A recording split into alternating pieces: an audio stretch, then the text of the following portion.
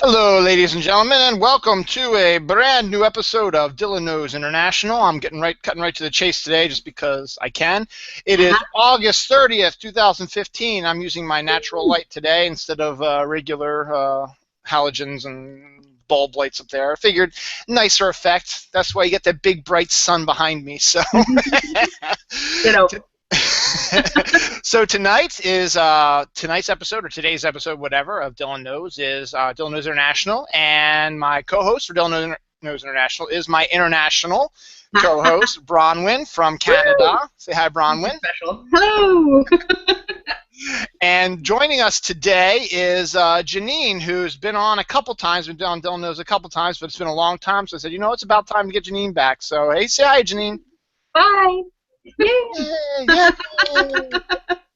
And also, we were going to have Amy Figaro on, but I guess, not so funny story. Not funny yet. Not funny yet. Yeah, we'll see. She had left her laptop at her job, and I guess went away for the weekend or whatever, and found out that her job, while everybody was out, overnight or whatever, caught on fire.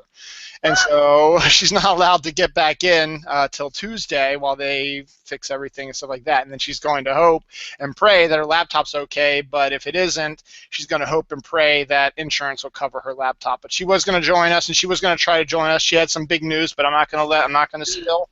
Oh, that's a tease, Dylan. Yeah, I know. Maybe I'll tell you after the show. But and I don't want to step on Amy's toes. I want to let her do it. But we do have some interesting news, which everybody should know by now because it's been tweeted about. Not terribly, but so much. Last time we did International, we had one of our guests was Brienne. Yes. And she was getting ready to go to Stargate convention, which she always does with her boyfriend. And so, just checking her Twitter feed, a couple days, all of a sudden she's like, "Oh my God, I'm engaged!" So congratulations to Brianna. Her boyfriend Danny proposed to her on stage at a Stargate thing. So ready for that? So yay! Somebody got some pictures of the whole thing, and it was amazing. Oh God. Well, that's so cute. Well, Janine, you're a fan of Stargate too, right? Yes. Yep. Definitely. Way back then. And also, and then knowing me, this is how I go. My mind's moving a million. I'm changing subjects like crazy. Bronwyn, you don't have Labor Day, do you? On the first Monday of September, you have it some other time, right? Because it's Canada. Nope. Oh. No, we have Labor Day the same time as you. The only thing we do differently is Thanksgiving because we do it when the harvest actually ends. Burn. Oh dear, sorry, had to. That's all right, that's fine. But we've got the Q&A up, so if anybody's out there wants to make any comments, Amy said she'd be watching and be making comments. So Amy, I expect to see some comments up there on the Q&A or via Twitter, I guess. I have my Twitter up. Yeah, okay. Actually, Amy did send a tweet. Okay, let me read this real quick. Where is it? Okay, so that's from something else. This must be from. I gotta switch to my other account. First world problems. Here we go. He says, actually, funny part of the fire is that it was my last week at work.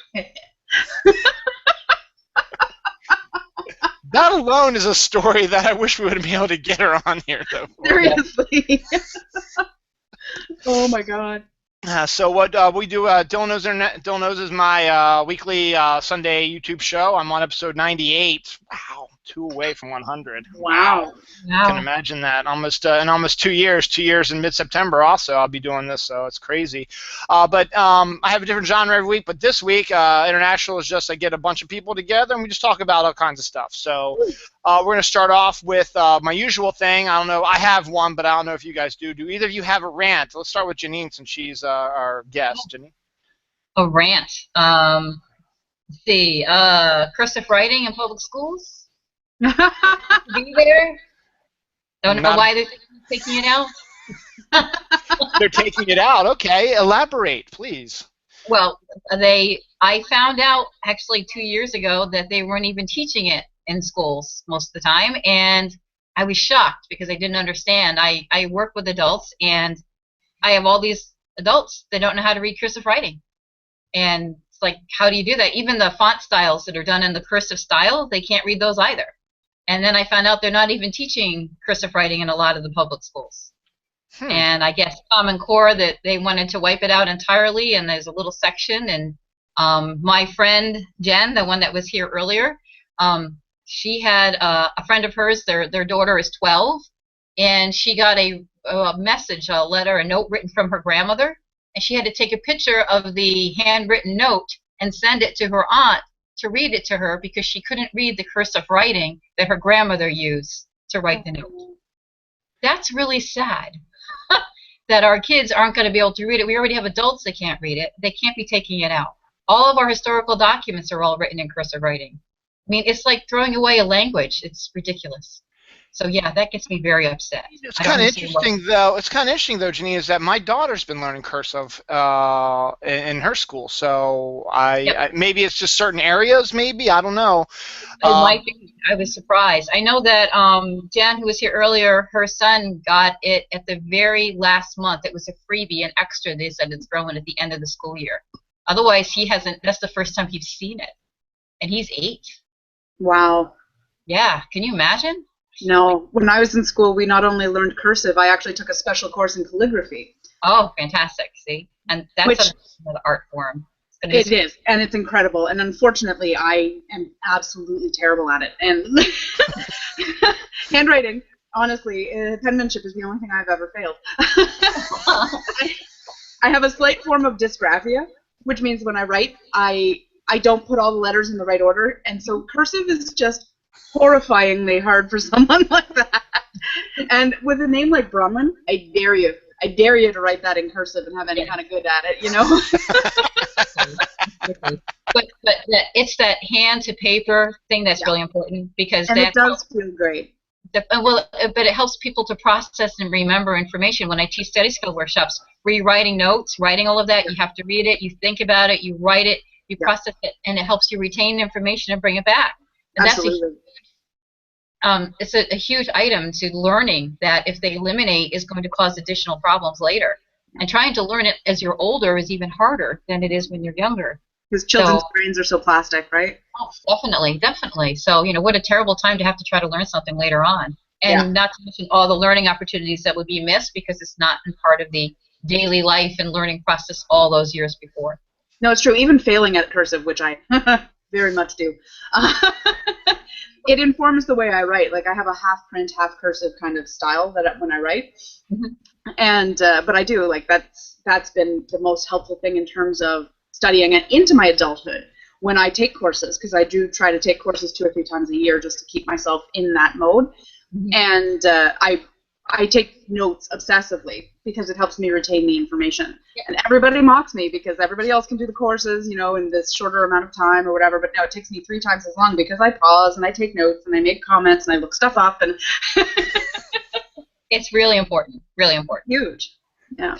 It is, and it's funny. You said that, Bronwyn. My writing's the same way. I'm a very cursive and print combined type of way, and my problem is my brain is that I know what I want to say, and my brain is like 5 times ahead of that. I'm writing stuff, so when I'm thinking of something down the line, I'm writing something from the back, so that when I look at my writing, I'm like, what the hell am I writing here?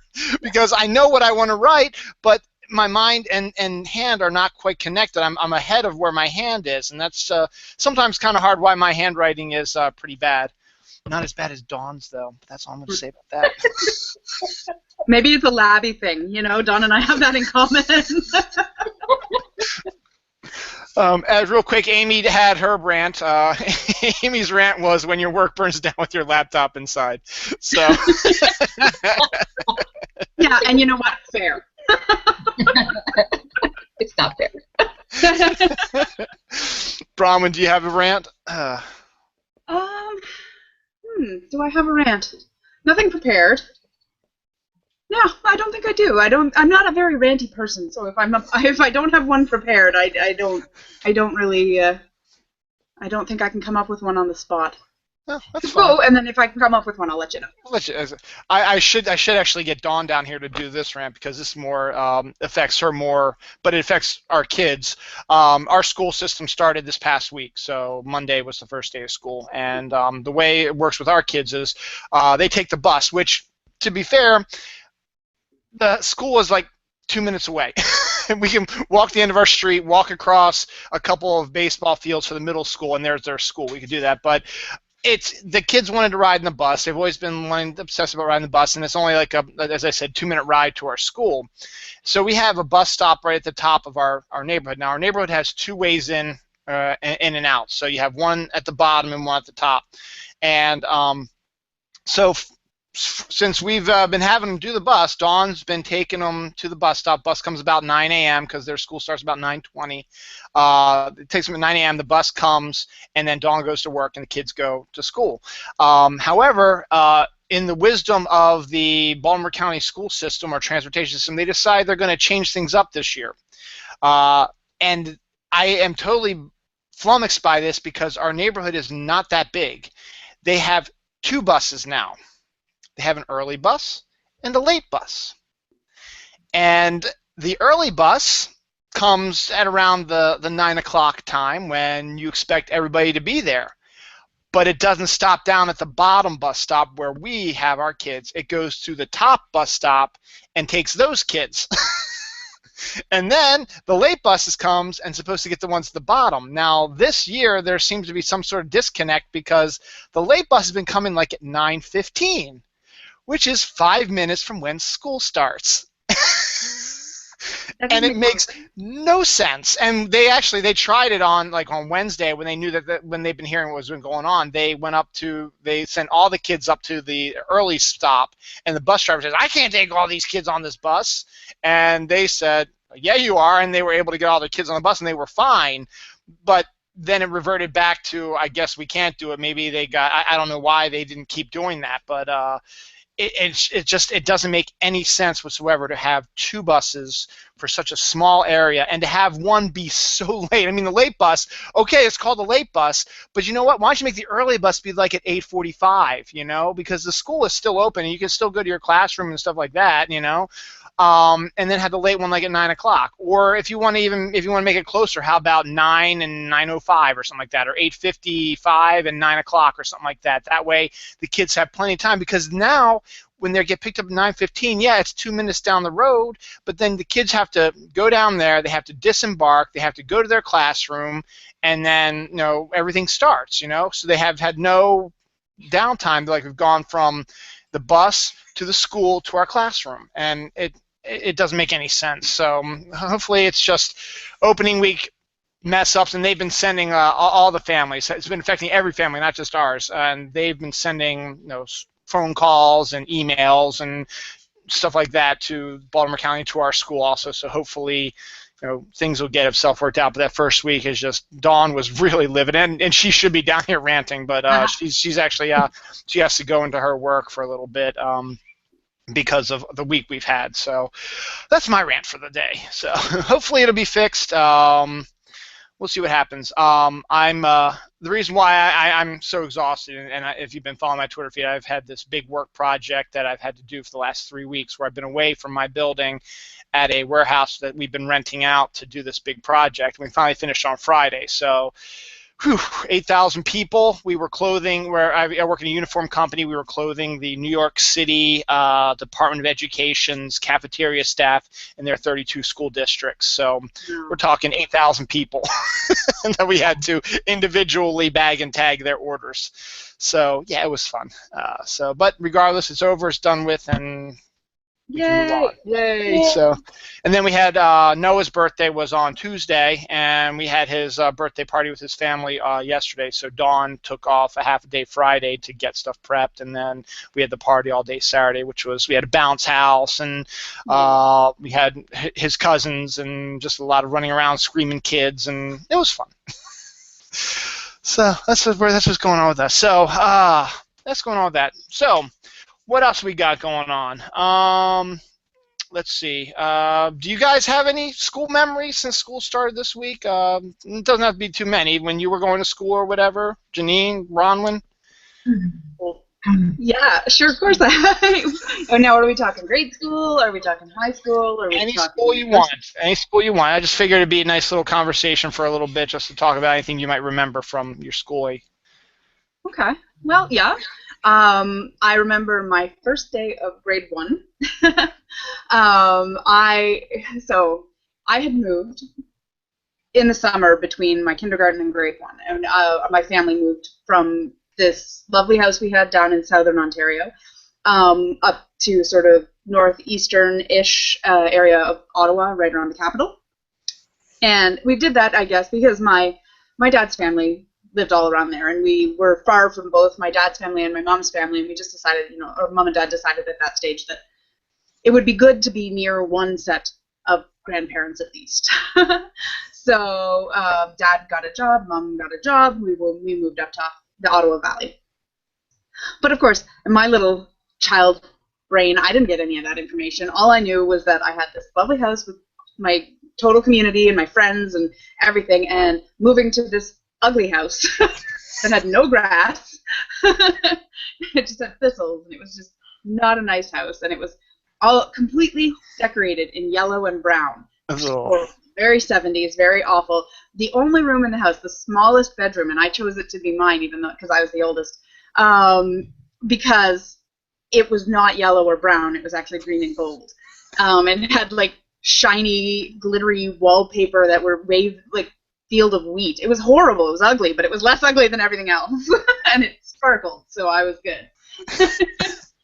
So, my first day of grade one, I'm in a new school where I don't know anybody, and I'm already bitter about having moved. So I was not like going into this with the most positive attitude. And then I get to the school, and it's this tiny little Catholic school that has JK to grade 8, and there's maybe 200, maybe 250 students. Wow. Students and staff, to be honest. It was tiny. Oh, that's tiny. And I get in there, and the community I had been raised in to that point had been pretty kind of very hippie, very, children of the 60s, lots of, patchwork and handmade stuff. And it was really fun and nice and, organic. And like I was learning music from my best friend's mom, and she was teaching me the Suzuki method. So it's straight into two hands, and it's very, very organic method of learning music. And I get to this Catholic school, and I'm wearing, pigtails and a purple patchwork dress, and everybody else is in like patent leather and plaid, and I'm like, hi. Oh, jeez. Yeah, I settled it eventually, but it was, shall we say, memorable. So did you stay there the whole time then, all the way through 8th grade? Yeah, I did. And you know what? Honestly, it was a wonderful school for education, like just amazing. I had a lot of opportunities, like I said, mini courses in things like calligraphy and Norse mythology because I was an advanced student. And so when I went off to high school, which I then joined the public education system, I was 2 years ahead of everybody in math. Just math, even. I was just way, way, way. Myself and my compatriots were pretty far ahead of everybody else. So math, English, spelling, writing, grammar, all those things. Well, that's nice. How about Janeen? Do you have any memories? Not a grade school or anything. High school. High school. That works. Yeah. Elementary school, everything was. We had lots of small schools and we got together. But high school was like the best part because that's when you got to meet all these people you didn't know. And there were activities that you could do and clubs that you could join, and I always liked singing, so I was in chorus and choir, and I used to volunteer to do like the library stuff, where you file all the music at the end of the different sessions. And one of the things that I loved doing after the session was to go ahead and do the filing. And we had this music room with these big double doors, and it was like it was a nice kind of like near the end of the school year kind of thing, and you'd have all this nice breeze coming in. And the music teacher, Mr. Kelly, was leaving the room, and I was filing everything, and I had a class to go to next. And I went ahead and filed all of the music, and he had locked the filing cabinet. So once I had everything filed, just go ahead and close the door. And this beautiful breeze is coming in, and I put the last of it in and slammed the door, lock it, and I locked my dress in the filing cabinet. Oh no. And so I'm trying to pull my dress out to try to get out of it, and I ripped the dress up the back. So Oh, locked in the filing cabinet with a ripped dress. Oh And no. it was 2.5 hours before he came back into class to let me out of the filing cabinet. Oh no. He wrote me this note saying sorry that I missed class because I had spent the last 2 hours locked in a filing cabinet, and I had to go to all the teachers' classes that I had missed with the note to explain it to them and explain it, and they were all cracking up. And Oh the teacher that no. I needed to find was my English teacher, and I had to go to the teacher's lounge because that's where she was at lunchtime to give her the note. And she read the note out loud, and everybody was like hysterical. So I'm sitting there and trying oh, to do it in that's a like mean. not laugh or giggle. And so I sit there. She says, "Okay, well you're not going to be late for class. Go ahead and eat lunch, and I'll see you back at the classroom later." And I leave, and like the whole teacher's lounge just exploded into laughter. I leave. I had locked myself in a filing cabinet for almost 3 hours and Oh, missed the entire day of school. That's mean now. Wow. Always had weird stuff happen to me. It's never been a surprise. Most of them happened outside of school, but that was one that definitely happened inside of school. I feel like we have a lot in common, Janine. Weird stuff just happens. That was interesting. Fun way to spend a day, locked in a filing cabinet. I have a different school memory. This is a university one, and so sad that it's a university one and not when I was much younger and could excuse this kind of thing. But inspired by your filing cabinet story, I was at university. It was my first year, and I was just sort of figuring my way around. Like, it's not a giant university. I went to the University of Guelph, and it's sort of a mid-sized university. It's lovely, beautiful campus, nice mix of sort of old architecture, stone and brick buildings, and then sort of newer 70s, 80s, 90s, into 2000s kind of buildings, and they really kind of meld together. It's a really nice campus. And I usually spent most of my time in the middle part of campus because I was doing environmental science, and so that faculty had several buildings that we were normally in. But I was taking a biology class as part of my science requisite, and it was over across the main street in the veterinary school buildings. And so instead of being smart and walking the 50 feet that way to the crosswalk, I thought, no, I'm just going to jaywalk right here. It goes right from this, spot where I am to the building where I need to be, and who needs that extra exercise of going to the crosswalk? It's not a hugely busy city. I'm like, it's fine. And it would have been totally fine if I hadn't been wearing baggy pants. So, hey, baggy pants. Don't wear them. They're unsafe. Baggy pants plus flip-flops. So I managed to, in the middle of the street, with traffic coming far away, but still coming in both directions at me, get the toe, like my big toe from my right foot, caught in the pant leg of my left leg. And bam! Oh, jeez. Oh yeah, face eat concrete, and cars stopping as I spectacularly fail in the middle of the street.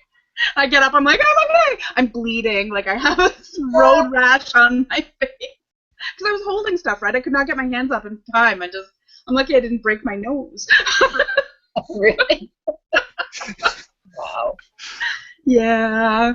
So, it was a lot of a shorter time period than 2.5 hours locked in a filing cabinet, but I think there were probably more lingering, facial scars.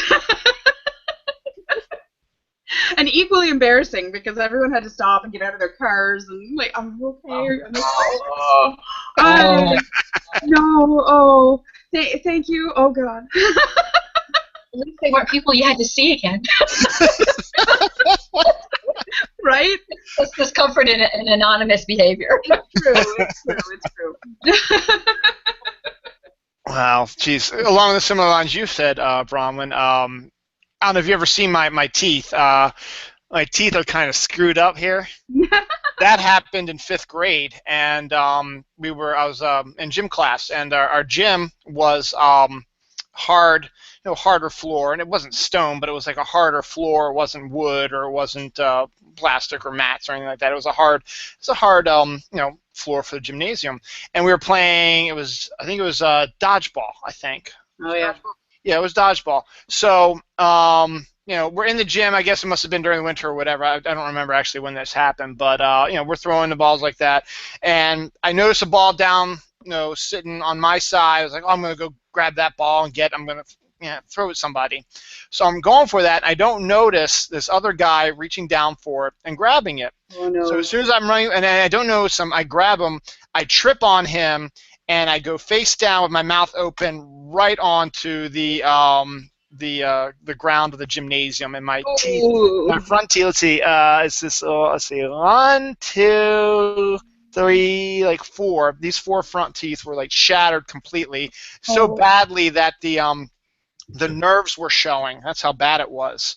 And so, I'm bleeding and stuff like that. So I get sent to the nurse. And at this time, my mom, for the longest time, she had been a stay-at-home mom. But once I got into maybe middle school or high school, she started doing.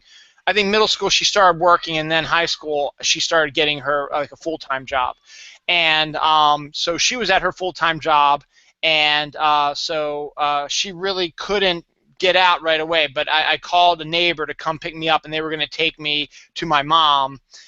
So the neighbor came pick me up, they took me to my mom, and then I stayed in my mom's office until she could get away or whatever, and make an appointment with our dentist and stuff like that. And then the next day, luckily, I took the day off of school because the dentist could only see me the next day.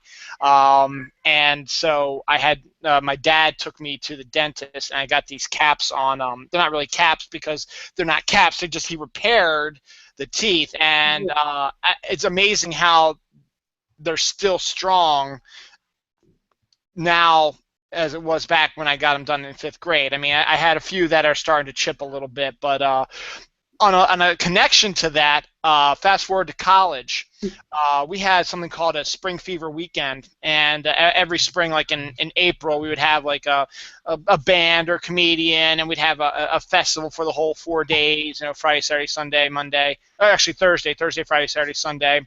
It's a big reason to get drunk when you're in college, stuff like that. But they had, but you need a reason to get drunk in college. Yeah, exactly. But the school also had a lot of other cool events going on, so it wasn't just, let's just go party like we always do. We had all these other events we could do, and structured, parties and stuff like that. So it was fun in the end. But so one of the things was, it was like a Sunday afternoon, and it was like a sports day type of thing. So they had all these wiffle balls and soccer balls and stuff out on one of these big fields we have, and so you could go out there and you could play, sports with your friends, whatever. So me and my friends, we got one of the hard plastic softballs. Like it's like almost like a wiffle softball, but it didn't have the cuts in it. It was a hard softball, and big kitty bat, because it's fun to hit the ball like that. So I was pitching to my friend Eric, and I pitched the ball to him, and he hit it directly back in my face, smashed me right in the mouth. Yep. And so it was painful. But my teeth, though, my teeth were still intact, though. But there was really something, though. I had a big what was that? It was like it was all out to here and stuff like that, and my fat lip. And this was on a Sunday, and I couldn't get checked out until the next weekend. So for the whole week, I had this problem like that, and then finally my folks came up and took me to like the dentist to see what the problem was. Apparently, when I broke my teeth in 5th grade, one of my teeth had a crack in it, a very small one, that my dentist either didn't notice or didn't think was anything necessary for it. But when I got hit by that softball, it cracked it all the way. I had to get a root canal. Oh, I hate that. So my accident in 5th grade directly affected something that happened to me in college, and it was just kind of funny. But yeah, there's all kinds of interesting. Any other interesting school stuff there, Janeen? Well, you're talking about surprises with teeth. When I was in 4th grade, there were nasty bullies, so I don't have pleasant memories from elementary school. But I was playing hopscotch in 3rd grade, and I made it all the way up to number 4. And I went to jump over the two, the side-by-side ones. Yep. And the school bully decided to give me a little hand jumping over them, and she gave me a push, and I ended up slamming to the brick wall and shattered my teeth all over the wall of the building. And exposed nerves. I totally understand that entire terrifying moment. And I just remember having to be at the dentist's office for like forever while they tried to make the caps and get everything, and it was in so much pain. And then they would have the caps and everything, but when you're young and you get those on, if you don't have a dentist that knows what they're doing, they do a really lousy job at it. And I remember like being haunted by my teeth for the rest of the time, because I'd go to lunch and I would be eating a sandwich, and like all of a sudden like the cap would come off and end up in my sandwich. Freaking out. And it followed me. I'd always have these weird incidents. Someone would whack me in the teeth, and the caps would just shatter, and I'd have to go back and get new ones. When I graduated from high school and had my first job, I answered the phone on the second day of the job, hit my cap with the phone, and it shattered all over. Oh my God! It was like, oh. Oh no! So I ended up missing like the rest of the week at work when they were like trying to do the caps. It was awful. So. Teeth are something I am not a happy camper about. No. But that all started back in hopscotch as a dangerous game. Very expensive game. Very expensive game. So. Yeah, yep. I know bullying too. I was bullied. I think middle school was the worst time for me to be bullied. Middle school and the first 2 years of high school, and then this one guy was just my sophomore year, I guess it would be near the end of my sophomore year. This one guy had just pushed me too far one day. One of my pet peeves when people shoot rubber bands at me. I despise when people shoot rubber bands at me. And he was doing it as a joke while we were in the gym locker room after gym class, and we were supposed to be changing and stuff like that. And he thought it was funny. He was shooting rubber bands at me, and something inside just snapped like that. I slammed my gym locker, and I said, "That's it." I ran to him. I grabbed him, got him in a headlock, and started smashing his head against the lockers. Luckily, there was like 3 guys, whatever, that pulled me off him. The guy's like, "Are you crazy? What are you doing?" And I started yelling and cursing at him and stuff like that. The funny thing is, they didn't tell the teacher, and he didn't bother me anymore. So, I mean, I know it's a horrible thing to say. The way you get rid of bullies is to bully them back. But I don't want to say that because it's not a good attitude to have. But to be honest, after that point, because there were those other guys in there, I guess rumors spread or whatever, and before you knew it, nobody was bothering me. And then the second half of my high school year was a lot easier. So, but I understand bullying, and Dawn's got a great story. I got to get her on sometime to tell you guys a story about how she had to she threw a cheerleader into a trash can. Oh, no. I'm not doing it justice. She's got to tell the story. I was pretty fortunate. I went to a brand new school when I went off to high school, so I don't think they really had established bullies yet. Not that everybody was super nice or anything like that. There were certainly, issues, but we didn't really have that hierarchy established because the school had just sort of opened. So I didn't really have too many experiences that way. But I was also pretty out to lunch as a as a kid. When you're sort of just stuck in your own head the whole time. So it's possible that they were, and I just didn't notice. I have a story, Janeen, like yours. Sorry, not school related, but that first day of work, second day of work, where you have that and you're like, oh God. My first sort of big job out of school, I had a couple of interviews, and I had to drive really far for those interviews, like 5-hour drive away kind of thing, right? And so for the first one, I went and I stayed with a friend of mine who lived much closer to the place where I was interviewing, and I had a 7:30 a.m. interview. Well, I am like pathologically incapable of being late for anything, so I budget how much time I'm going to need, and then I add a buffer, right? But I was so anxious about this job interview that I calculated the time I was going to need, and then I added a buffer. And then it's like my brain forgot that I'd already added a buffer, so I added a buffer. And then I was like, oh, but what if that's not enough? And I added another buffer. Anyway, long story short, I ended up at my job interview at 6 a.m. And the place was not even open, and there was just security. And they're like, what? I'm like, I'm here for a job interview at 7:30. I know I'm really early. I have a book to read. Can I just sit and, around? And they're like, yeah, okay, there's Tim Hortons just right there. Why don't you go in there, have a cup of coffee, read your book, come back. We'll let them know. So I get back, and I'm going for my interview. And, like, I did get the job. So my would-be boss was actually driving from the same place that I was staying to get to the interview. And she's like, you left at what time? But, clearly that wasn't enough of a deterrent. So they called me back for a second interview. And I came in, and this one was later in the morning, so I think they'd learned their lesson with me, So I came in, and it's this beautiful building, and it's got these glass doors, and then it opens sort of into a vestibule type thing, the double doors, right? So you have the doors that come in from the inside, then a small space, and then the doors that go into the actual lobby. Well, I go in from the front into the middle part, but they had just mopped the floor. Oh, no. And then so they put the mats down, and I was just like, yes, I'm here for my interview. And I stepped on the mat and thump, like, oh no. The whole thing went out from underneath me, and all I can see while I'm lying on my back thinking, oh my God, this is a job interview. Oh my God, I'm lying on my back. I'm like, am I broken?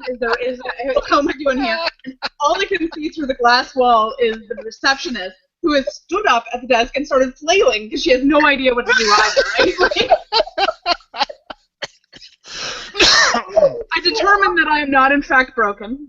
And I get up and I try and, pull my dignity as much together as I've got, the little tatters that are left of it, And I stand up and I let myself in, and I'm like, I'm here for an interview with Shireen. And, of course, this poor receptionist has to tell everybody, right? So people are coming in, she's like, oh, my God, So, obviously, I had to tell Shireen when I was interviewing, and I was interviewing with these two women. And and they're dying. They're killing themselves. So, clearly, I made an impression. And then when they did call me to offer me the job, the standing joke for months was they had to, or I was going to sue, right? But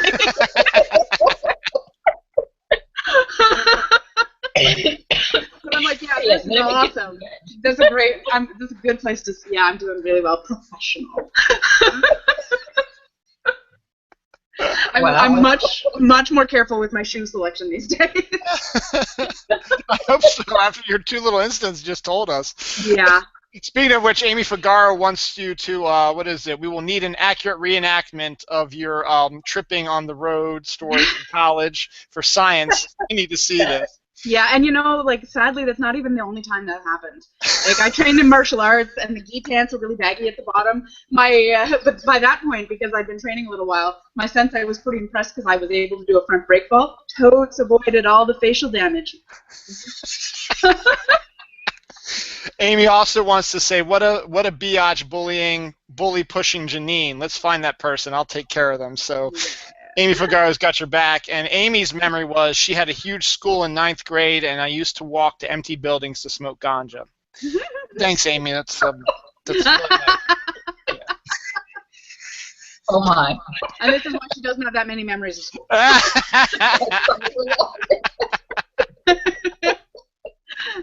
Oh God, that's awesome. That's really funny. Oh, good. None of my schools were big enough for that particular thing, although there was a smoking pit. Yeah, we had the smoky lounge when I was in high school. That was allowed. I used to play jokes on my sister because she smoked cigarettes, and what she would do is she would hide her cigarettes in my bureau and in my thing. So when my mother went through our room, they'd find it, and I'd get grounded. She was the one smoking. And then she would never tell her that she was smoking. So she wanted to go to the dance because she wanted to be with a boy, and she didn't want me there to tell. So she put it on purpose to tell my mother. And my mother would find it, I get grounded so she could go to the dance. So I used to play practical jokes with her on her cigarettes. And I took her cigarettes, and I took like all the tobacco out, and I stuffed them with tissue.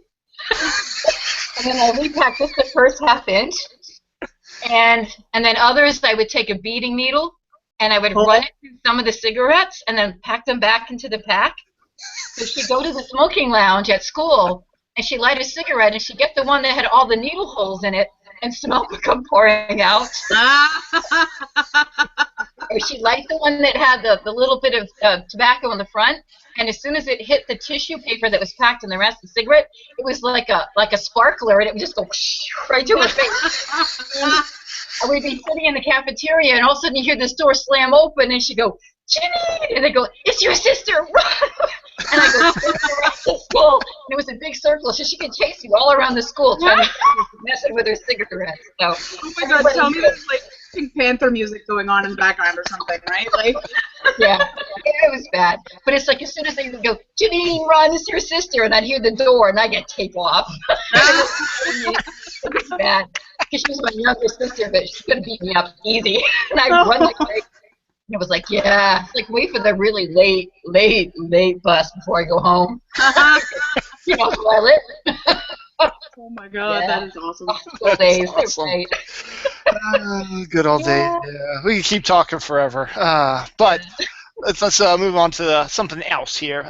Speaking since we were talking jobs, do you have any like dream jobs? I mean, just think that you don't have to worry about money or anything else. Would there be a dream job out there that you would just love to do? I mean, there's one of the things that, when I was working this project, my biggest thing was all I was doing was I was QCing stuff. I'd have people pull the order for somebody, and I'd take their bag and I'd take the clothes out, make sure they got the right style, stuff like that, and put it back. That's all I did for 3 weeks. So it gets kind of boring. You're standing there and your mind wanders a little bit. So I started coming with some weird things. So any dream job that you have? I have two. I mean, there's all sorts of them actually, to be honest. But if I like two is good, that's fine. The two that the one that would be, if there was absolutely nothing, there was no issues with money, there was no issues with, education or experience or anything like that. I'd love to be a travel photographer. A what? A travel photographer. Okay.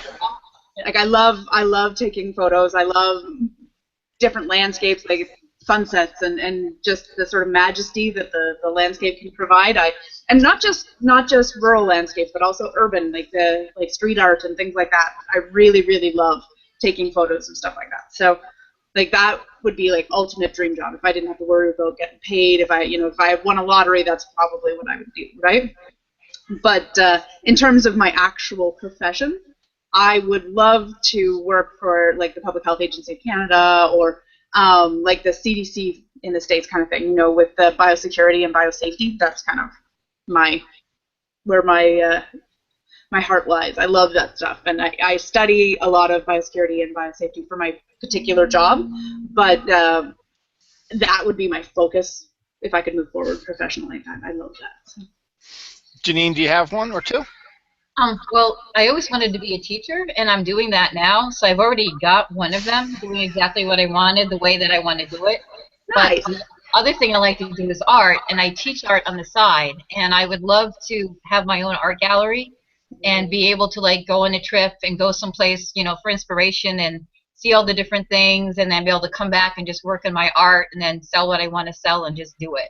Because then you want to like go to the hills of North Carolina and look at the fall foliage or something, or New Hampshire, and go to Canada and check out Prince Edward Island or wherever, and just see all these different places, look for inspiration, create art for a while, and then go on to a new adventure.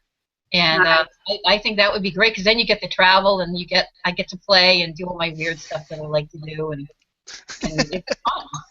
No, that's very cool. Amy Figaro said she'd want to be a stunt woman for The Walking Dead. So. Hells yes. Okay. Everyone's. I mean, if I won the lottery, the biggest thing in the world I would love to do is, if I won the lottery, I would write. That's what I would do. I would, I would just sit down and just I have all these ideas. I'm a big idea guy. I got all these ideas written down, and I always make the excuse I don't have enough time or whatever, and I guess you make the time eventually if you really, really want to do something like that. But it's a lot easier if I don't have to worry about finances or worrying about my groceries or pay for our mortgage and stuff like that if you won the lottery. And so you just sit there, and you don't have to be successful. You don't have to be Stephen King. I mean, you could just sit there and you just write, and then Exactly. if you sell a small amount of them, that'd be great. That'd be perfect. So that's always one of my things. And I've always what I hate dealing with people, but I don't mind, I wouldn't mind running like a store of some kind, like, a comic book store or my holiday store, which I don't know if I've ever told you guys about my holiday store, where it would be just a store that would sell holiday stuff year round, but, sort of like a Party City type of place where you've got, Christmas lights and Halloween costumes and Halloween decorations and Easter decorations and just put every holiday you can think of and just have it on sale all year round. And then when that holiday comes up, you make that your main focal point in your store, and then that way I can do, I could set up Easter egg hunts for kids, or I could have like a Halloween costume contest at my store and stuff like that. And my store would be called Every Day is a Holiday, and there's all these crazy. Every day there's something going on. It might be something as weird as what's one of the weird ones today is I don't know, but like Hamburger Day, or there's always a Hamburger Day, or there's brown box day or something like that. So you can always make some kind of cool thing about that. So. Holidays. Exactly. That's it. That's exactly Holiday Dill is my email address, and Holodill is my Twitter account. So I like just to be in a spot where, the biggest job was not a lot of stress and get paid a lot of money. That's like everyone's dream job, is where you not have a lot of stress, you get paid a lot of money. But at the same time, just other stuff. So there's a whole bunch of other ones I'm sure everybody has, but off the top of my head, those were the only ones I could think of. So. Yeah. And Amy said she would read my shit. So thanks, Amy. I wish Amy was on here too. That'd be great. But, I'm really enjoying this whole Twitter addition, though. She's the peanut gallery, and I'm loving it. And it goes to show somebody's actually watching the show. Actually, I've been pretty good. We've had up to 4 viewers at one point, so I'm pretty happy with how that's going right now. So it's all because of you guys, not me at all. Nobody see me. My solo show gets no viewers, and then 8 views for its entire week. So I'm just blah. A couple more things, real quick. Amy mentioned The Walking Dead. Do either of you watch The Walking Dead? Oh yes. Yeah. You don't? Okay. Zombies scare me. They chased me at Comic-Con. I tried to take their pictures, and they kept chasing me, and I kept running, and they chased me more. You run from zombies. I can relate to that. I did. Have you ever done the Halloween horrors down at Universal Studios? No. I am the only time I get into the scary stuff is if I'm behind the scenes. Oh, okay.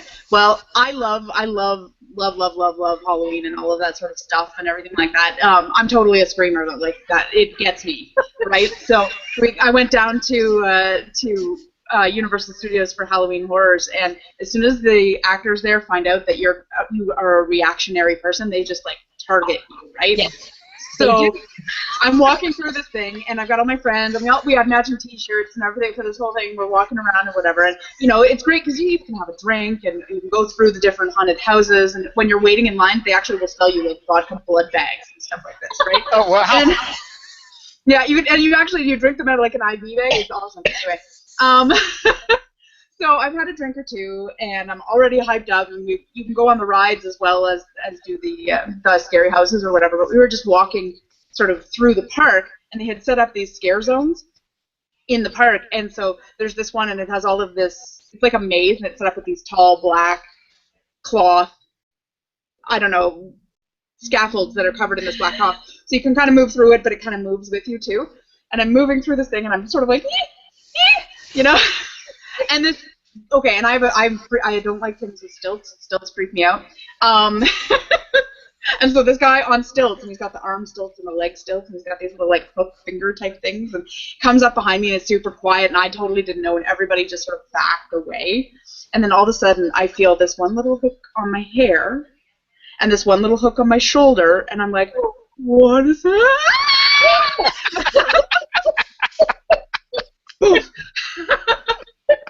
Run for the hills, right? Like, so yeah. No, the zombies, they chase me too. It's zombies on stilts are worse for me. I don't know why. That's a weird thing, but it's true. That would be Sort of like, I'm scared. I'm scared. You're really tall. I'm really scared. Like, I used to do the haunted houses. They had haunted houses in the area, and I used to go. I do the artwork, and we do behind the scenes. And we nice. book the tour guides, and we would play like glow in the dark eyes on some of the things, and all kinds of weird stuff. And then I would dress up and be one of the characters. And so we had the vampire room, and we had the back wall was all fake. So I got to be vampires that were hiding in the coffins, and we'd get up, and then all the back doors would open, and all the other vampires would come out when everyone was up close. But the rule is you couldn't touch anybody, because if you touch someone, they might turn around and punch you out. Right? So freaked out from being scared. And but the kids would reach out because they want to touch you. And so I used to do different stuff, and my favorite character to play was I played the Wicked Witch, and I would run around to the maze, and I had this crazy long green nose, but I was allergic to the glue, so I'd hold the nose on with my glasses, and we would hide, and we had little secret compartments that we could jump into and jump out and scare them all over the place in the maze. They wouldn't know where we were. And these kids, after they got out, it'd be really hot, so I'd take my nose off, rub my nose, put it back on, and go back in. These kids saw it, and they went back through the entire thing, and at the end, when I came out, they stole my nose. And they ran off with my nose. I was denounced as a witch. Bastards. I just imagine them with this little thing in the wall like you do for deer heads, with this little nose attached to it, their trophy from the old days. And your little nose too. I like that nose. Oh yeah, I'm a huge fan of Halloween also. So you see, the thing is, I guess you could say I'm more of a coward. I've never really done any of those haunted houses because they freak me out too much. I think I'd be afraid to do any of them.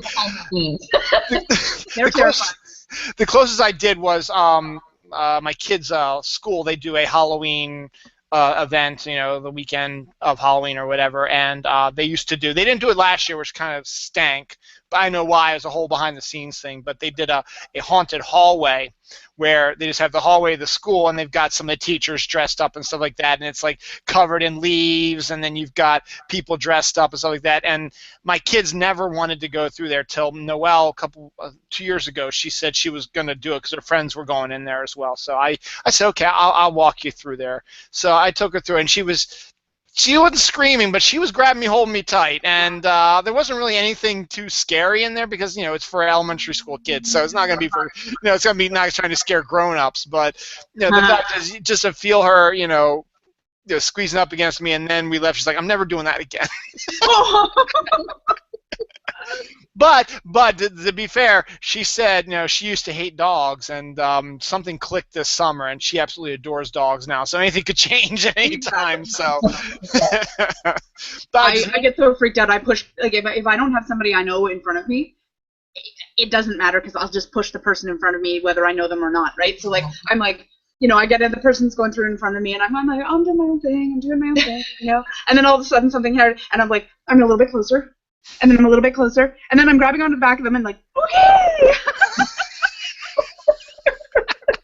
You make really good friends that way. But definitely the scariest one, and it's funny because it was probably one of the smaller ones, but I took my boyfriend Steve to Niagara Falls for his birthday a couple of years ago, and he'd never been to Niagara Falls, so it was a whole thing. And it was freaking cold because his birthday's in January. But the falls are beautiful when they're frozen. It's very exciting. But we were sort of wandering around the city a little bit and just going into places to warm up from time to time and randomly finding these things. And so we found this haunted house type thing. And they would sell movie quality masks and monster things and all these, but they had two haunted house tracks through this facility. But literally we were the only two customers in the place.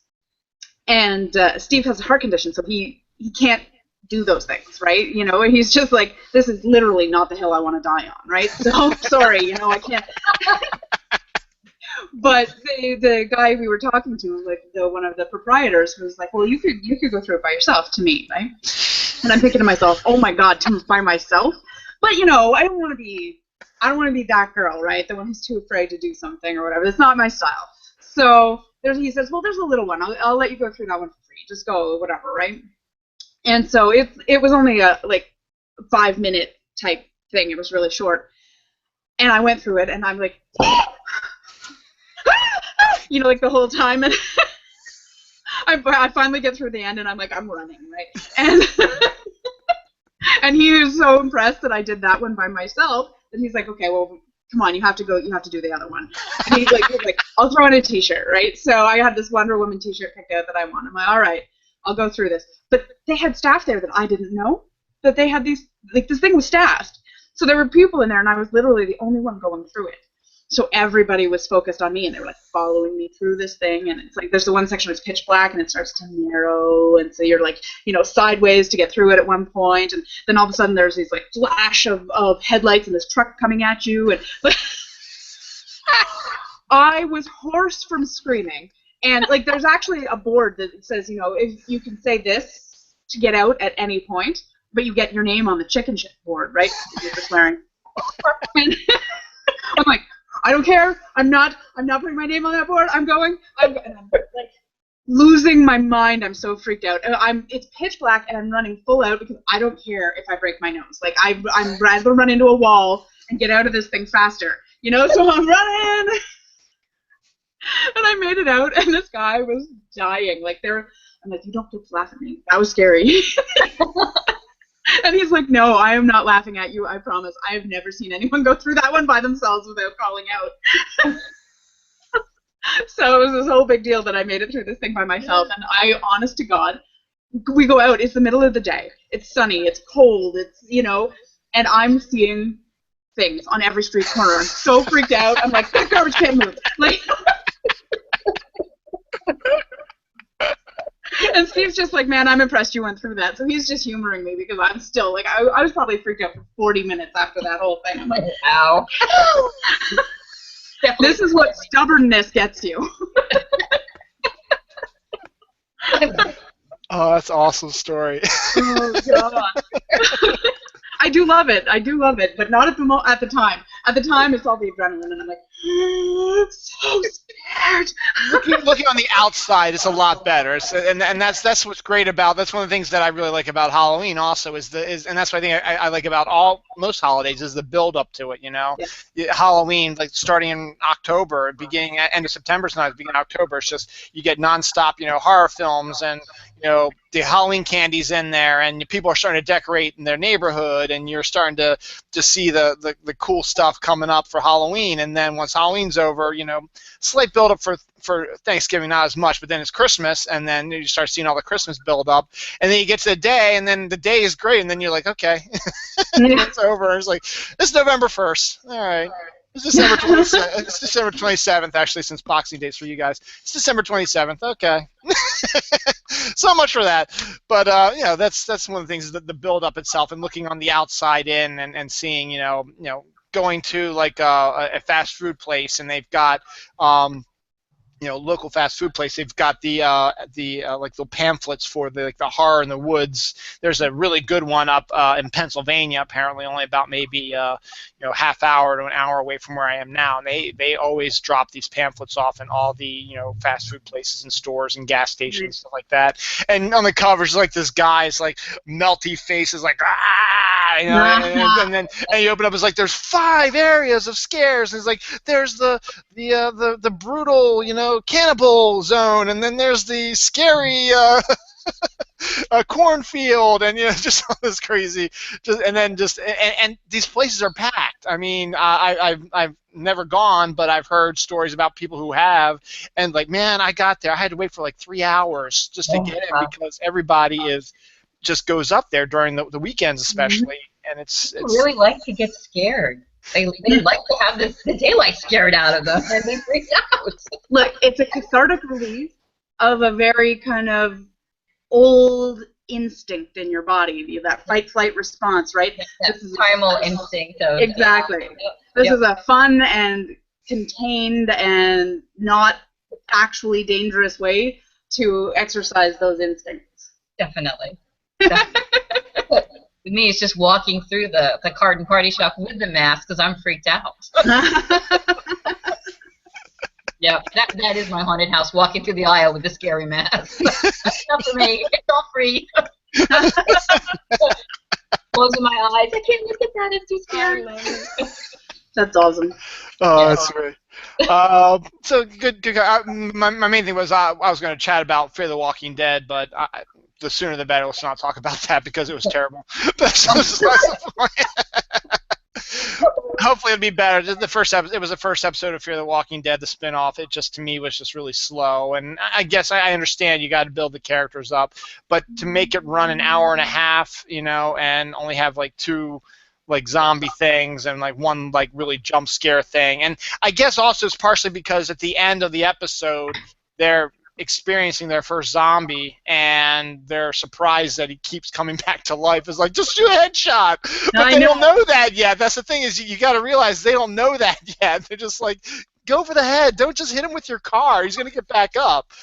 But I've heard they showed scenes of what's coming up this season. It looks like it's going to get better, so I'll give it another shot. But I was just underwhelmed by it. So I just wanted to chat about that. And but since Janeen hadn't seen it, we'll move on to. But I like the conversation we had about scary stuff in Halloween because I love Halloween too. And I'm ecstatic beyond belief because September 1st is meteorological fall, which is just a term that just gets me excited because I know real fall isn't until September 23rd, 22nd, somewhere around there, but meteorological fall, September 1st, is like, okay, now things are going to start getting cool. You're going to start seeing the change of the leaves, Halloween, Thanksgiving, Christmas, all this stuff's going to start coming up, and fall is my favorite time of the year, so I'm getting really excited getting this hot. Well, unfortunately, this first week of meteorological fall here in Baltimore is going to be in the 90s. It's like, come on, man, really? Get it out of here. Here also, we're supposed to have a heat wave this week, so I guess the AC will be staying on. A couple more things, and then we'll depart for the day. Books. Now, I know, Bronwyn, you mentioned some books. Janeen, you said you got some books. I got some books. Let's go with Janeen first. Janeen, what have you been reading anything lately? Anything interesting? Sorry. No? Are you talking to me? Yeah, books. Have you read any books? I'm sorry. Sorry. I work a lot, so I don't have a lot of time to read anything for fun because I'm always reading all the stuff I have to do for school. But I have, I went to Comic-Con, and so I picked up a few, random things. Nice. And I being a teacher, I look at weird stuff, and it's neat because I get to walk through and talk to these people that are doing the comic books and writing all of these things and doing this. A lot of them are teachers. Their teachers are their full-time job, and they do all these, the comic strips and all the other stuff on the side. Yeah. And there was one guy, his name is Jason Diebel. He's actually a 4th grade math and science teacher. Nice. And he has a whole series. It's called Monster Haiku. And it's books of haiku done in comic strips, but it's all monsters to get the kids into reading the haiku. That's awesome. And he's got a whole bunch of his the Eerie series where he has one particular character that he pulls the best of that. And he's got a witch and he's got a zombie. And I actually bought Pat the werewolf. That's amazing. For the favorite little boy that I babysit because I know he'd get a giggle out of that. And I got Serenity. So, I like the graphic novels because I don't have a lot of time to read, so I want something that feels fun because it's a lot more fun to go along with. And I got I Was the Cat. That was really good. Oh, cool. That's amazing. This was really a young adult one, but it was an interesting little concept, and I liked it. I'm sure that Jinx will like it, Dylan. You don't have to talk to that cat. And I think probably the only serious book that I've read is The Man from Primrose Lane. Ooh. It's by James Renner. He's on Twitter, by the way, and it's really good. And if you like the murder stuff and sci-fi all mixed together, it's just so good. When you finish reading it, you have to go back and read the entire thing all over again. Yeah. To see what you missed, right? Looking at another writer's craft, he's amazing at how he's weaved all this stuff in. Oh, it's great. And everyone, my Jen, who was here earlier, her favorite character was the Leland Frog, which this is not, but she's really, really good. And I had missed a clue with the Leland Frog, and she was ragging on me big time for it. But it's just really good. And he's got the sequel coming out in November, so I'm like all excited. I can't wait to see it. But it was just such an awesome book. That's awesome. Very cool. All right. What do you got, Bronwyn? I got a few things. I got this awesome complete Sherlock Holmes that Steve's mom bought for me, which I'm really excited about. I haven't read that since I was about 13, so that's kind of awesome. I have this Sam Maggs, the Geek Girl's Guide to the Galaxy. It's just for fun, you know, like it's awesome. It's cool, and as a geek girl, you know, handy. I really, really, really enjoyed this one. Noelle Stevenson, Nimona. I recommend it a lot. This was a fantastic read. Again, graphic novel, so just fun and easy, but really quite emotional. You know, like I thought I was really invested in the character, which is kind of cool. Nimona's neat. She's awesome. I don't want to give anything away, but it's a great story. Yeah, Noelle Stevenson did Lumberjanes, which is a really good series also. Yeah. Other than those, I am reading 3 series that I'm just dying for. So there's the Maggie Stiefvater, the Raven Boys series that I'm really, really enjoying. I love her style, and it's young adult, but again, like the writing is just so quality. I'm invested in the characters, and so I'm waiting and waiting and waiting for the next one. But it's going to be a while because the 3rd book in the series had just come out, and it's Blue Lily Lily Blue, which was a fantastic book. I'm also reading another one called from Marissa Meyer, and they're just fun. It's like a old stories like Cinderella and things like that, right? So it's really, really, really cool. I like that. That's pretty cool. This is my newest, Kelly Armstrong. I love, love, love, love Kelly Armstrong. She's from Ontario. Very exciting. She's Canadian. She wrote the whole series, The Women of the Otherworld, which I really enjoyed. It was great. 13 books, and every one of them was awesome.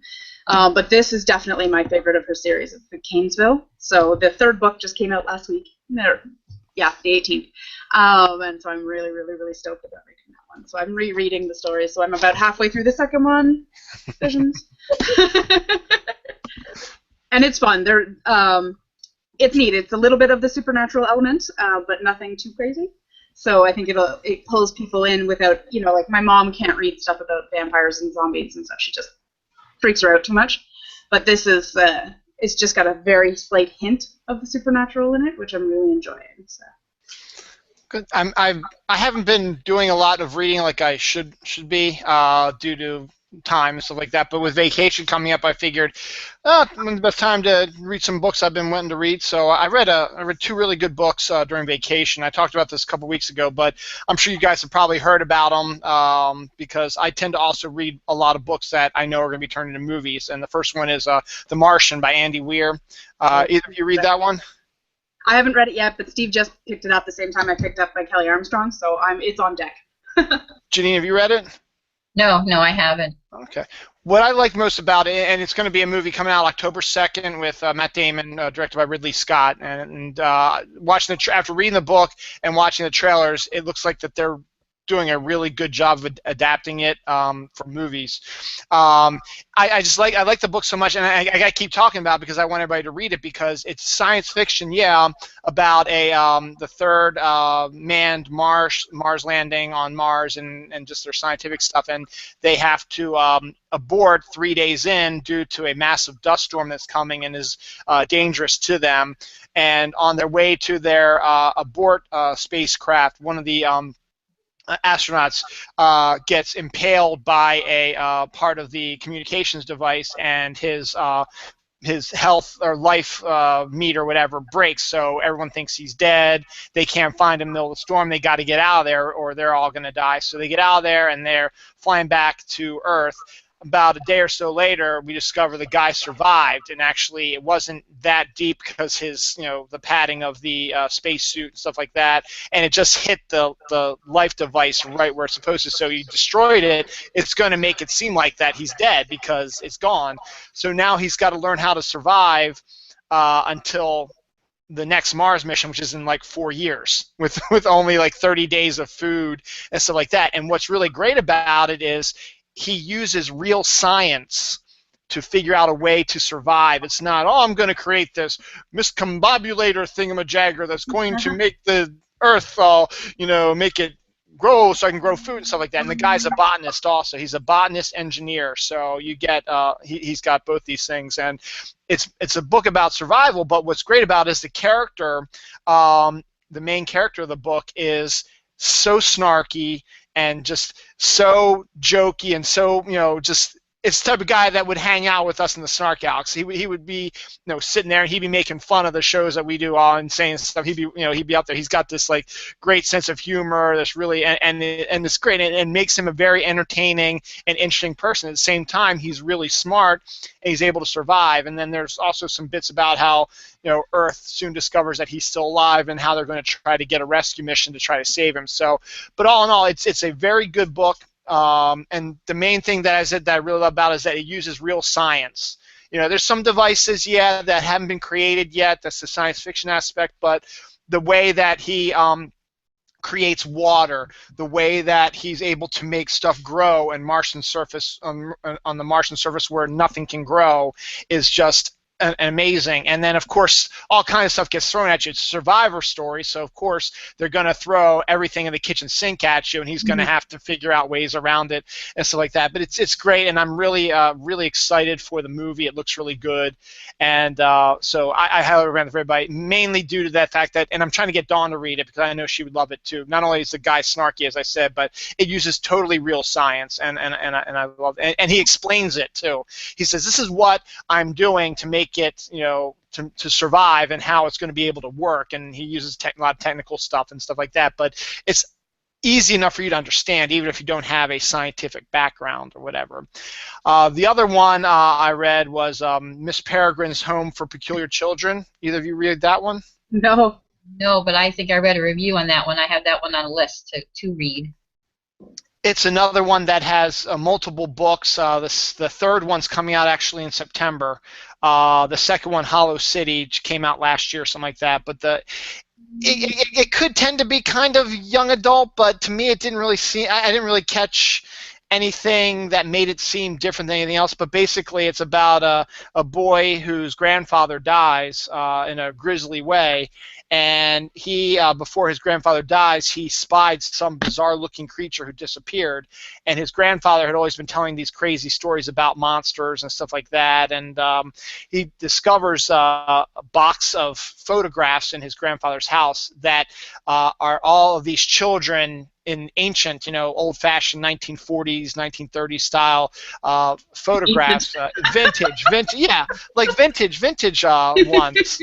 And it's like, they're all photo tricks. And the great thing about it is that all these pictures are real.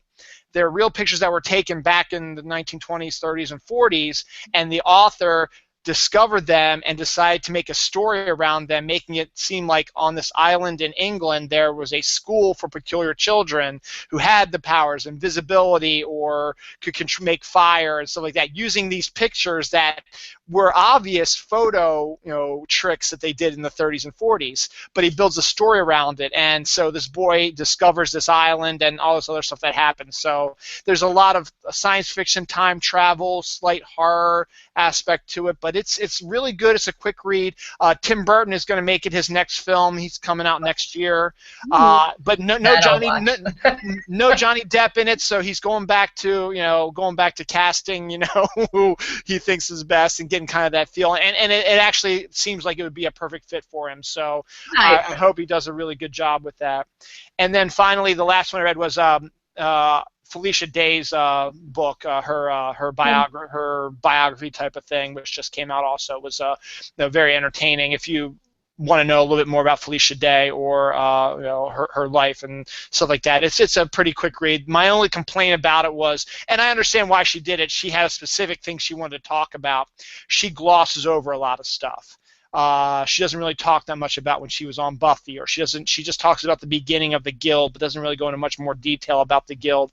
She barely mentions her time on Supernatural, but it's more along the lines of her just explaining how it was for her growing up and being a female gamer and a sci-fi person in this world where what happened? So that's another good one if you can catch that also. So those are my my picks for books. Janeen, are you okay? Yeah. It's also in the Screaming Dark. So my thing keeps slipping in and out, so I'll miss bits and pieces of what you guys are saying. So when you see me look confused, I am. I'll just make up my own bits. I can never get away from technical difficulties. No, I love it not. Just finished. They just reset my internet here, so it seems to be behaving so far. Knock on wood that it doesn't start acting weird. So I don't know if it's me or you guys. Could be. Well, I'll tell you what, Bronwyn, if you don't mind, I think we'll push video games to next month because we're getting close to the end of the time here. Is that cool? Yeah, that's what I was going to talk about. I was going to talk about what is around your computer. This is something that we were discussing. This was something we were doing. I sent out a tweet earlier about the behind-the-scenes stuff, and I figured let's see what's around Janeen's and Bronwyn's and Dylan's computer while we're doing this. Oh my! So Janeen, let's see a couple of stuff around your computer. Oh, okay. Well, I've got a few things scattered around here. I've got my bird, who's like always around to kind of watch and add an attitude. And Exactly. I've got my Dalek. Exterminate. Yep.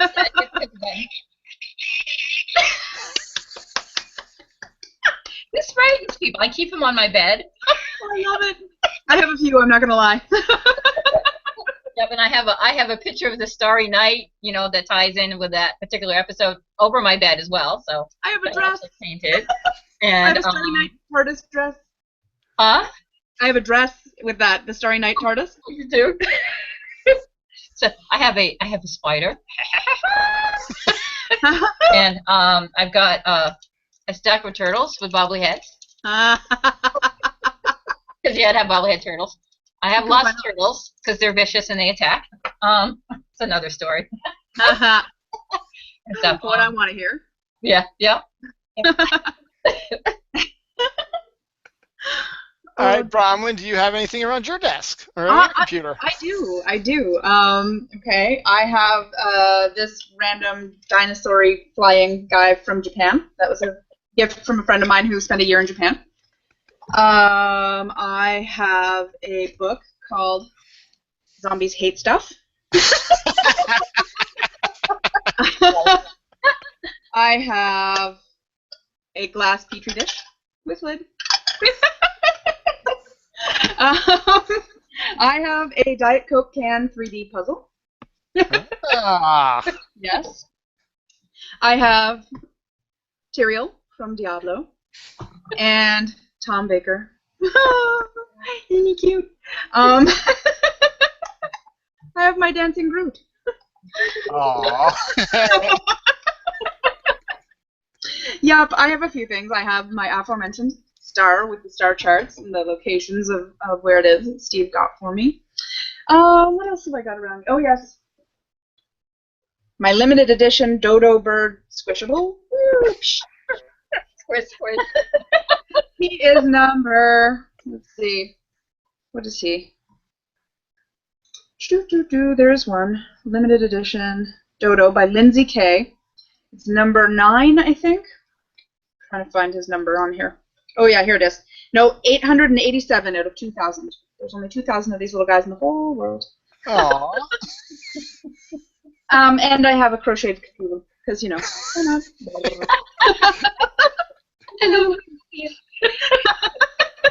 You gotta love Cthulhu because working at Diamond a long time ago, I was able to get my summertime Cthulhu. Uh, Hawaiian shirt. Everyone knows me also like to wear my Hawaiian shirts. Little beach hat in there, and he's got flip flops Amazing. on. Little flip flops. It was cute, and I guess this is his swim trunks. I guess a little bit, but he's Cthulhu. He's got his little blah blah blah blah blah, and his little wings in the back, and it's a nice stuff to it. I don't have a lot because this is my basement. It's not really an office, but got my son's ginormous, almost not life size, but ginormous Darth Vader. It's pretty big. It's about as tall as he is actually when he was younger. He's a little shorter than I imagined him to be. Right? Yep. Slightly less intimidating. Kind of like that fear demon in Buffy. Oh, I have that. Oh, give me 1 second. Talk amongst yourselves. You just reminded me. That is actually one of my favorite episodes of Buffy with the fear demon. Oh, I love that. He sings and he dances if I press the button. Oh my goodness. Dancing in the rain, I hope? Singing in the rain, yeah. I got the little foot tap. This little guy is from Trigun, if anybody actually. Oh yeah, the anime. Yeah, I have one bobblehead of the cat. Nice. Yeah, we were talking about Buffy. I don't know did you guys watch Angel, the spinoff? Yeah. I think you did, didn't you, Janeen? Yes, I did. Yeah. The one classic episode, Smile Time, where Angel Yeah! I have the this was really hard to get. This was another diamond thing. Now, when this first came out back in like 2003 or 4 or whatever, I forget what year it was when I got it. It was very limited, and of course, being an employee at Diamond, you have an employee account, but so you can order whatever you want and you get the discounts and stuff. You get a specific discount, stuff like that. So a lot of the junk I have in here is from Diamond. But you could order from previews and you get the discount price that the stores do and stuff like that. So I wanted to get one of these Smile Time puppet replicas because both Dawn and I really love the episode and it's hilarious. It's cute. It's really cute. I haven't taken it out. I haven't taken it out of the box yet. Even I probably should.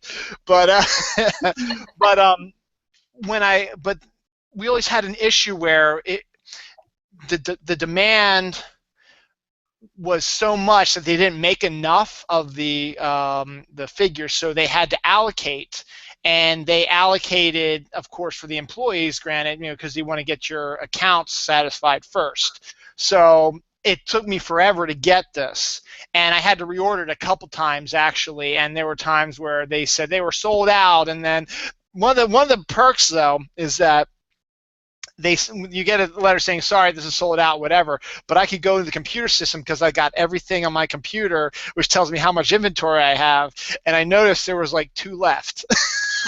So somehow I was able to figure out a way to order it or something like that, and I ordered it again because I knew there was maybe they got returned or whatever, I don't know, and eventually I got it, but for a while it took a little longer than I wanted to do that. And then one last thing is I have, for Christmas a couple years ago, Dawn's family got me a display case, really nice, tall display case, and I'm going to put action figures in. I just haven't gotten around to doing it. So around my desk, I've got some action figures I'm going to put in there. My Alex Ross Justice figure. So it's Alex Ross is a very realistic artist who does a lot of covers, and he did a bunch of superhero ones, and they made there's Aquaman, kind of a more realistic looking human Aquaman and stuff like that. So I'm gonna just start putting them up. I've got it piled up over by there. So there's Batman. So that's the kind of stuff I got around my desk where I am. Oh, and the funny sand.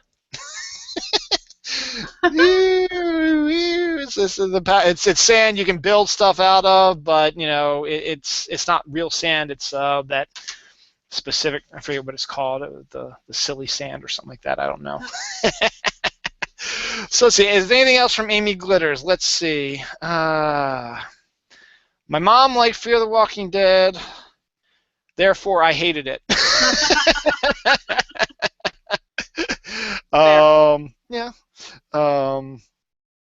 Janeen, not Janeen. Amy wishes that the good haunted houses were open all year, because we were talking about haunted houses earlier. Yeah. Amy also says she can't wait for the Martian movie. She's reading the book now. Good stuff.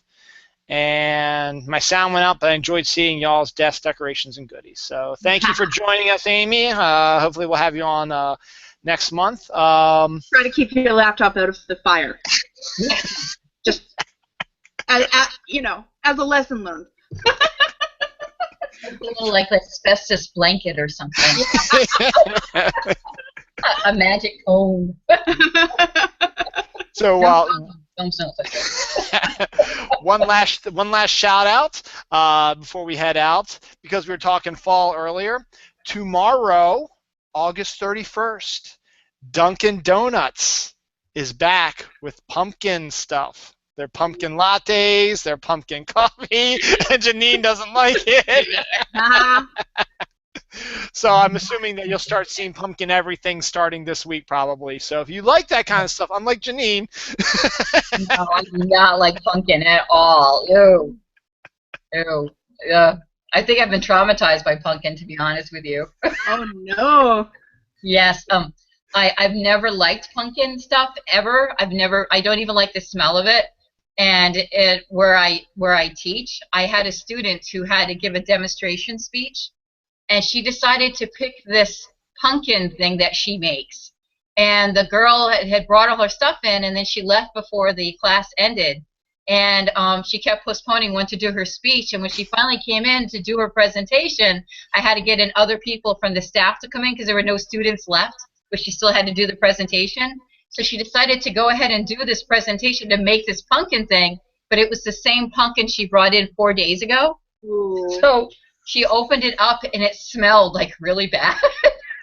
And she did the entire presentation with spoiled pumpkin. Oh. And all of us were sitting there going, and she put it all together, and then she wanted us to try it, and we're like, ah. But it was awful, and I don't think anyone touched pumpkin for like a year after that. And they liked it until that moment. So yeah, I think I've been pumpkin traumatized. That sounds very traumatizing. That's really sad because I'm a pumpkin fan. I admit I do love pumpkin, but that would be horrifying. That might. Yeah, it was icky. I can imagine. Yeah, I can understand. That is pretty nasty. I have pumpkin flashbacks every time I even smell it now. It's just awful. Yeah, Tim Hortons has already started with their pumpkin stuff, though. They have their pumpkin spice muffin already out, and I have to admit I had one the other day, but it's never as good as the ones my mom used to make. Always the case. Mom, I'm gonna play this for you with your awesome purple hair, and you're gonna make pumpkin muffins for the next time I come home, right? Yeah. Yeah, I think I discovered it. I'm not, when I drink my coffee, I only drink it on the weekends. I don't drink it during the day, and I'm a coffee. Excuse my language. I'm a coffee pussy. I'm sorry. I can't drink it black, and I can't drink it with just half and half. I have to have the flavored creamers in it. So, there's all kinds of cool flavored creamers out there. So, the pumpkin spice one, that was the first time I ever really had any of the pumpkin spice stuff, and I loved it. So now I get that all the time. And then last year, we have Dunkin' Donuts right up the street, and we needed some coffee. So I was going there anyway, I guess, to pick up donuts or whatever, and I saw they had their pumpkin flavored coffee. I was like, I may as well try this. It was really good, actually.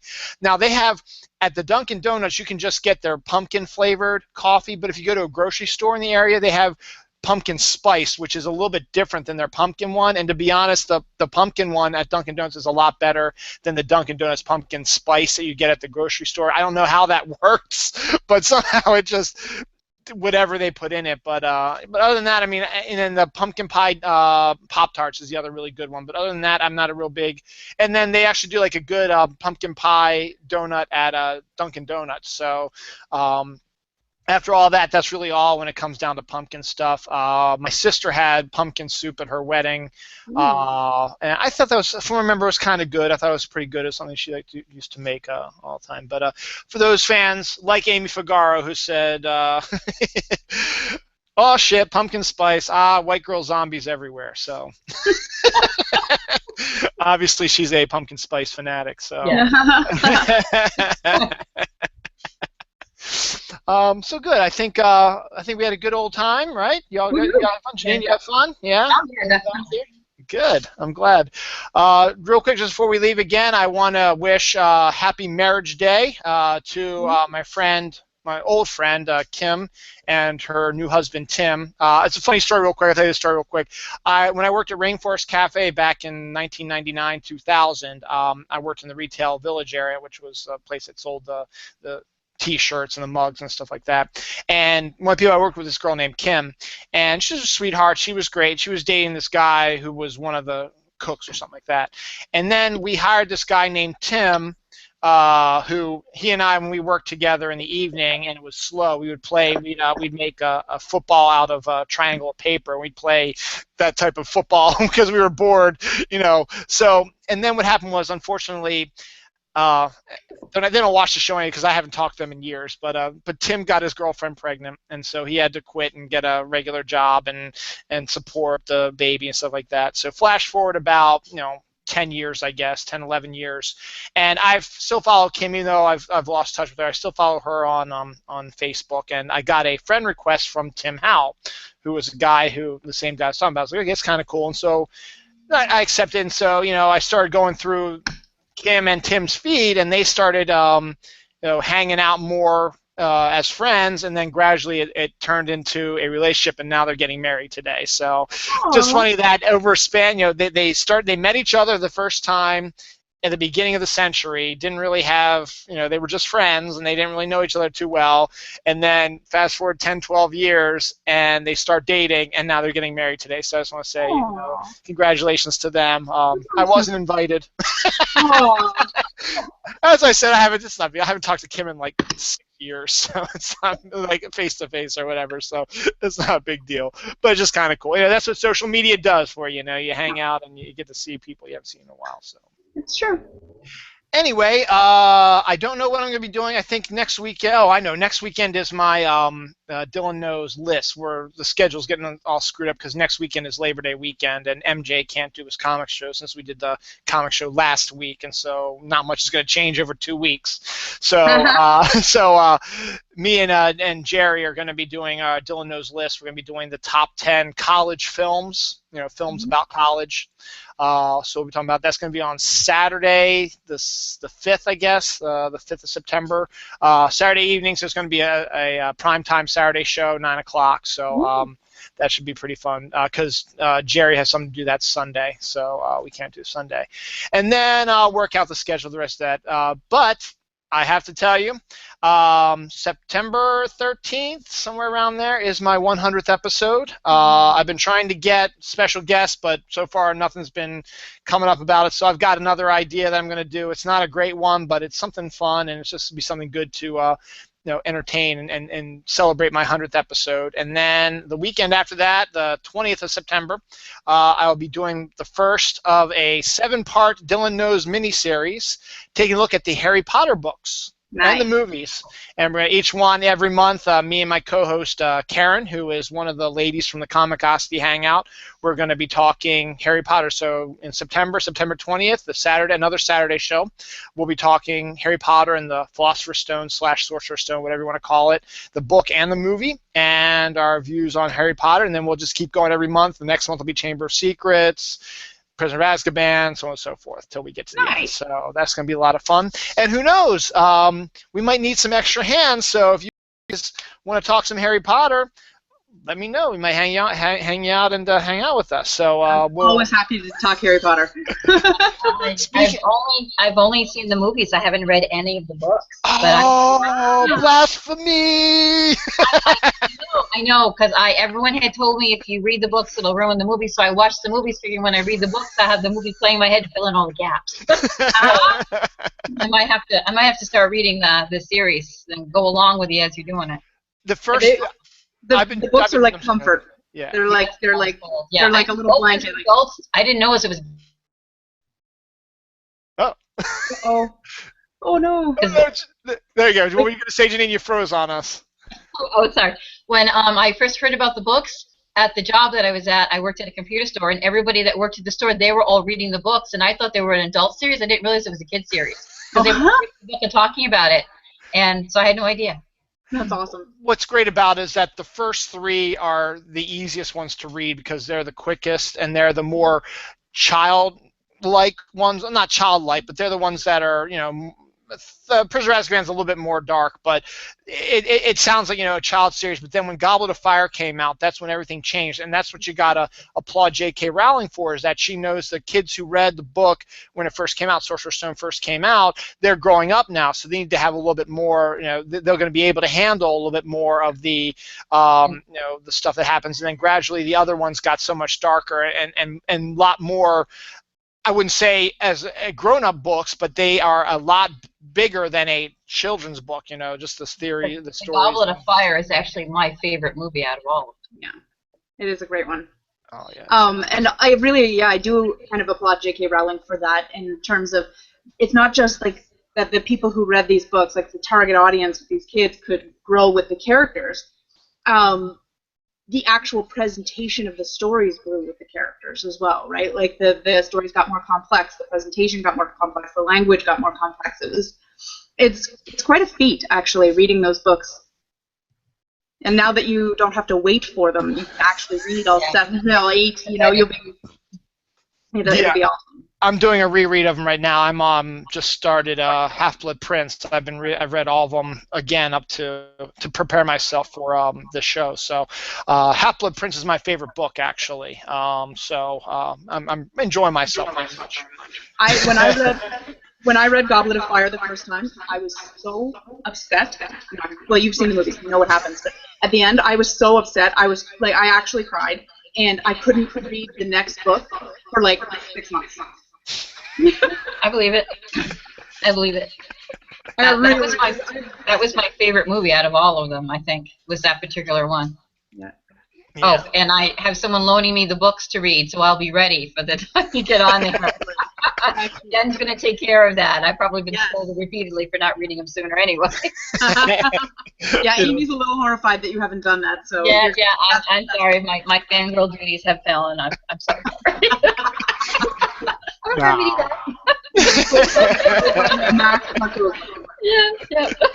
I will do myself, I promise. All right, ladies. Now is a good time to say farewell. I will see you all in YouTube land next week. Me and Jerry doing top 10 college films, and I'll see you ladies sometime in the next month or two. Okay? Sounds awesome. All right. Definitely. Fun time, guys. Thanks for hanging out. Bye. Bye.